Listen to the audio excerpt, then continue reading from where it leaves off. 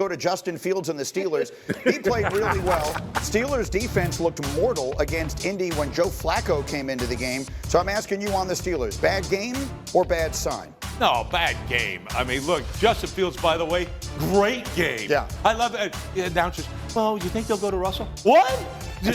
Justin Fields wasn't playing defensive tackle or safety in that game. Are you kidding me? He balled out.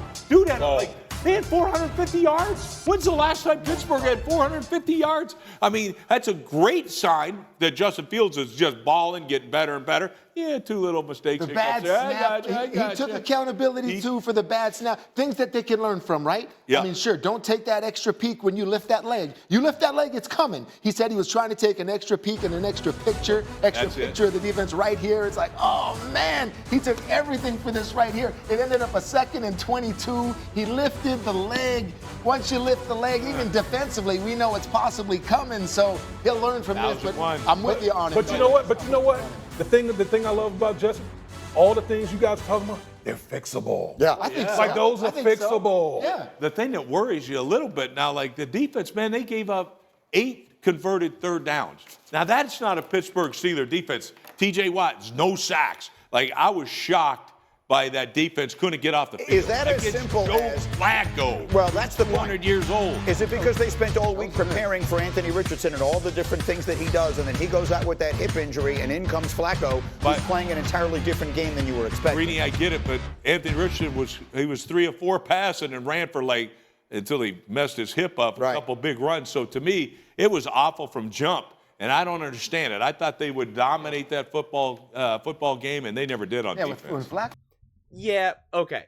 So let's talk about this because I actually agree with what Greeny was saying, and I'm kind of bummed he said it because he said it before I could. There's a couple things I want to talk about. One, even though they lost this game, this was my favorite game for the Pittsburgh Steelers, and I think their best game, quite frankly, in Justin Fields. I mean, I was wildly impressed with Fields. We got to see what Justin Fields can truly do when you need to rely on him, when you need to lean on him, when you say, we got to have it. We got to get production out of you. And he passed with flying colors. He really, really did.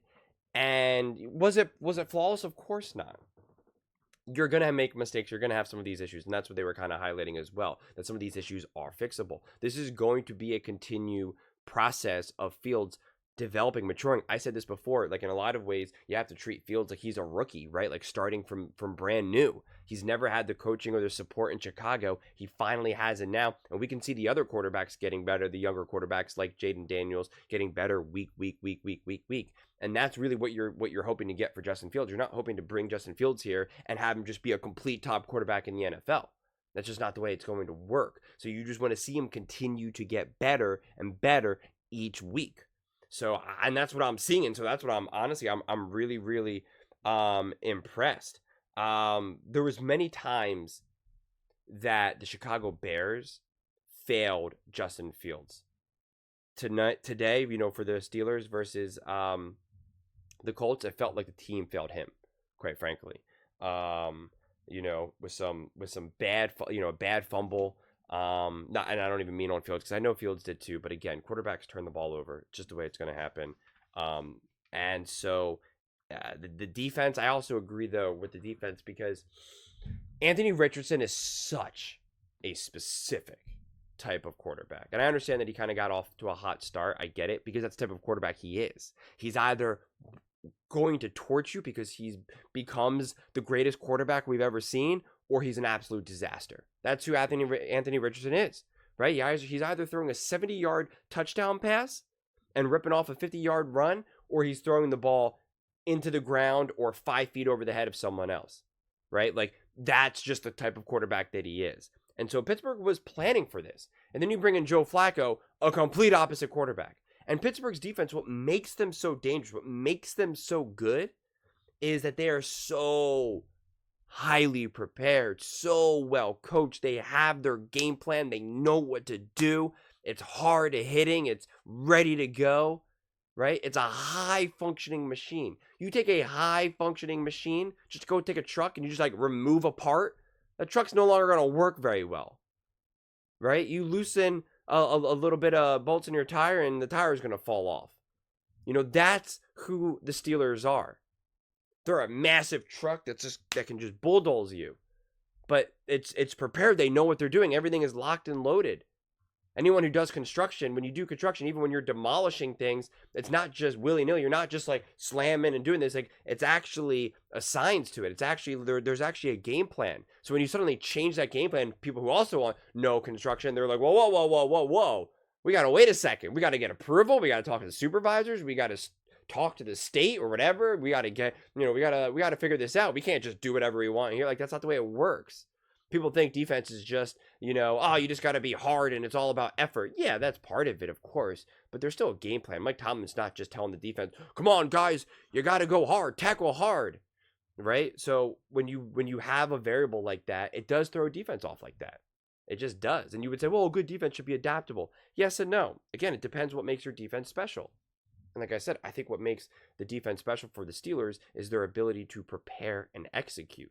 And yeah, when you get a wild card like that and a completely different quarterback, that also, I got news for you. The Colts are going to be a significantly better team with Joe Flacco. Shane Steichen is a magician. Shane Steichen's one of the best offensive minds in the NFL right now. And you finally got a quarterback with Joe Flacco who can execute the offense as Shane Steichen visions.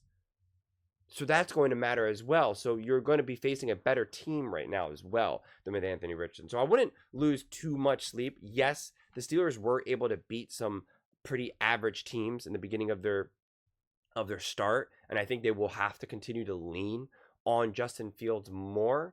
But I'm excited to see what these games look like now. What do the Steelers look like versus the Bengals and the Ravens? That's when things are really going to show us who the Steelers are. But I don't think that this was anything to really lose sleep over.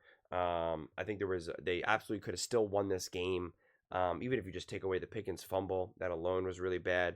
But I mean, Justin Fields, 368 total yards, 212 passing, 55 rushing. He nearly was half of all the rushing yards for the Steelers, right? He was the leading rusher. So the fact that they were able to really lean on him and the fact that he didn't break, Pittsburgh should feel really, really good about that. And like I said, he should only get better week to week to week.